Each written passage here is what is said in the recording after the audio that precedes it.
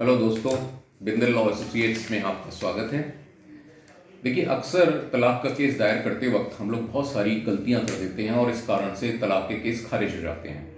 तो मैं आपको वो सब सावधानियां बताता हूं, वो सब गलतियां बताता हूं जिसको अवॉइड करके आप तलाक का केस फाइल करेंगे तो आपका तलाक का केस 100% डिग्री होगा। सबसे पहले तो हमें तलाक किसी प्रॉपर ग्राउंड पर फाइल करना चाहिए। बिना किसी ग्राउंड के तलाक नहीं होता। मेरी आपस में नहीं बन रही है, ये तलाक का ग्राउंड नहीं है। तो आपको एक्ट में देखना पड़ेगा कि तलाक के कौन कौन से ग्राउंड अवेलेबल हैं, उन ग्राउंड्स पर आप केस फाइल कर सकते हैं। देखिए, सबसे पहला ग्राउंड तो आपसी सहमति से तलाक लेना है। दोनों लोग राजी हैं तो कोर्ट कुछ नहीं पूछेगा, तलाक हो जाएगा। दूसरी चीज, क्रूअल्टी। सबसे बड़ा ग्राउंड 95% केस क्रूअल्टी या क्रूरता के आधार पर फाइल हुए होते हैं। क्रूअल्टी देखिए दो टाइप की होती है, एक मेंटल क्रूअल्टी, एक फिजिकल क्रूअल्टी। तो आपको अपनी पिटीशन में लिखना चाहिए कि किस तरह की क्रूअल्टी आपके साथ हो रही है। फिजिकल क्रूअल्टी हो रही है या मेंटल क्रूअल्टी हो रही है। देखिए, मेंटल क्रूअल्टी में गाली देना, माँ बाप की इंसल्ट करना, अलग अलग रहने को कहना, चरित्र हनन करना, भरण पोषण ना देना, झगड़ा करना, दहेज मांगना, मुकदमे की धमकी देना, संभोग ना करना, दोस्तों के सामने बेइज्जत करना, ये सब इस तरह की घटनाएं मेंटल क्रूअल्टी के अंतर्गत आती हैं और इस ग्राउंड पे तलाक दिया जा सकता है।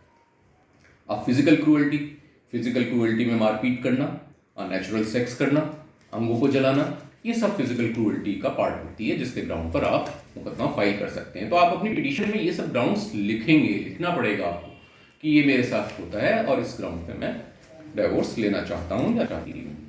दूसरा ग्राउंड होता है कि यदि कोई भी व्यक्ति, पति या पत्नी, दोनों में से कोई भी intercourse out of the wedlock, यानी शादी के बाहर किसी पर स्त्री या पर पुरुष से अगर संभोग करता है तो ये तलाक का कारण होता है। अब आपको इसके लिए सर्कमस्टेंशियल एविडेंस जुगाड़ करने पड़ेंगे। आपको ये साबित करना पड़ेगा कि दो लोग एक ही कमरे के अंदर बंद रहे, अकेले।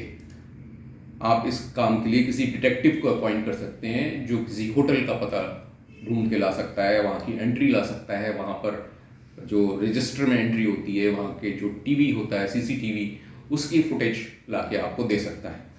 डिजर्शन, 2 साल से पति पत्नी अगर अलग रह रहे हैं तो ये भी तलाक का एक कारण है।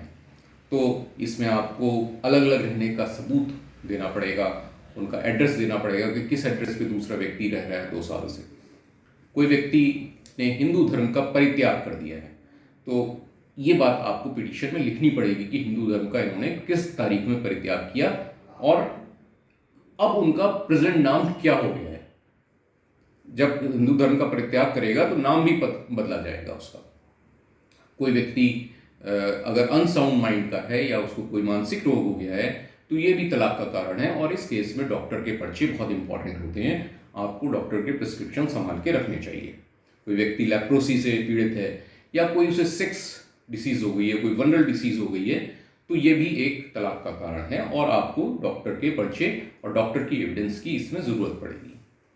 कोई व्यक्ति 7 साल से गायब हो गया है, ना तो उसके बारे में किसी ने सुना है ना उसको किसी ने देखा है, तो ये एक तलाक का कारण होता है।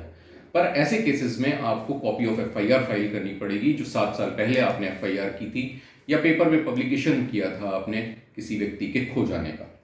वो आवश्यक है इस बात को साबित करने के लिए। अगर कोई हस्बैंड या पति किसी रेप या सोडोमी के चार्ज का गिल्टी पाया जाता है तो ये तलाक का कारण होता है और ऐसे केस में आपको उस कोर्ट के मुकदमे की प्रति फाइल करनी पड़ेगी जिसमें कि वो रेप या सोडोमी का चार्ज से गिल्टी पाया जाता है, जजमेंट हो जाता है उसके खिलाफ। देखिए, ऐसे केसेस में हम डॉक्यूमेंट्री एविडेंस क्या फाइल कर सकते हैं।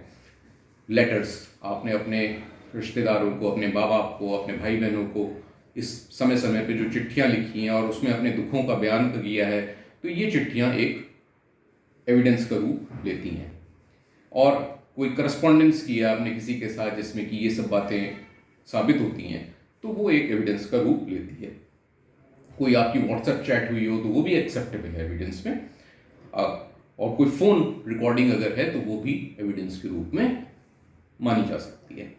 ओरल एविडेंस क्या हो सकती है भाई? आपके अपना बयान, आपके पेरेंट्स का बयान, आपके भाई बहनों का बयान, आपके दोस्तों का बयान, आपके पड़ोसियों का बयान, जो आपके साथ हुई घटित घटना को साबित करें आके कोर्ट में। इसमें ये बात का ध्यान रखना आवश्यक है कि अगर आप कोई भी इलेक्ट्रॉनिक एविडेंस फाइल करते हैं तो section 65B of evidence act की कंप्लाइंस जरूर करें। एलिमनी, अब एलिमनी का जब केस हम फाइल करते हैं तो हमें क्या बातें आवश्यक है ध्यान रखना कि भाई क्वांटम क्या है, हम कितना क्वांटम मांग रहे हैं। क्वांटम जो पति की सैलरी होती है उसका 50% तक मांगा जा सकता है। आमतौर पे 25% से 50% के बीच में एलोकेशन होता है उनकी कैश होम सैलरी का, कैरी होम सैलरी का। तो आपको रीजन ऑफ क्वांटम देना पड़ेगा कि भाई आप इतना रुपया क्यों मांगना चाह रही हैं। भाई मेरी अपनी लाइफस्टाइल है, मेरे रहने का खर्चा है, मेरे किराया इतना होता है, मकान का किराया है, बच्चों की स्कूल फीस है, फलाना है, ढाका है, सारे खर्चे आपको मेंशन करने चाहिए उसमें कि इस वजह से मुझे इतना रुपया चाहिए। हस्बैंड की इनकम प्रूफ होना चाहिए, चाहे उनकी इनकम टैक्स रिटर्न हो, चाहे उनका बैंक अकाउंट डिटेल हो, स्टेटमेंट ऑफ अकाउंट हो। तो ये सब चीज़ें अगर आप नहीं देंगी तो आपको गुजारा भत्ता आसानी से नहीं मिल पाएगा। तो इन सब बातों को ध्यान में रखते हुए आप अपना मुकदमा दायर करें। Thank you so much.